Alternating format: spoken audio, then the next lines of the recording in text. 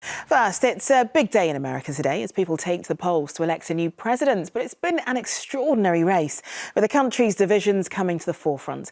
Well, earlier, Hollywood star Ed Harris and his wife, Amy Madigan, had their say about it. They're in town for a play which opens at Trafalgar Studios next week. They spoke to Lucrezia Millerini. Written almost 40 years ago, set against the backdrop of rural America battling a recession, Buried Child is a brutal family drama casting a light on a disenfranchised America in the 1970s. Today, it's American Stars in London for its 3-month run told me the play resonates now more than ever. There was a great editorial in the New York Times on Sunday. It was written by a feminist, and it was about men.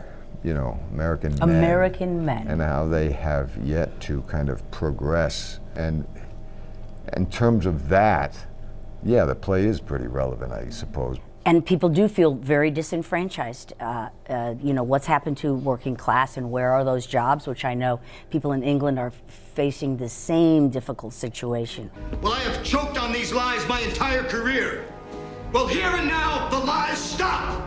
With credits including The Rock, Apollo 13, and more recently the TV hit Westworld.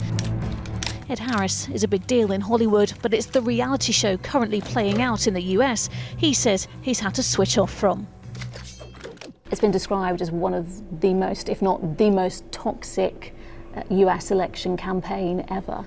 I find it really sad. I had to stop reading the paper, looking at the news. I just couldn't stand it anymore. And also the fact that Hillary, who I think is an exceptionally qualified candidate, I'm not saying she's perfect, yes, she has, you know, problems, et cetera, but for her to be up against this man diminishes her as her qualifications. As a woman and as a politician and as a human being, the fact that she's had to run against this monster, you know. Definitely there's misogyny that's involved in this campaign. Whatever the result, what do you think the lasting impact will be on America?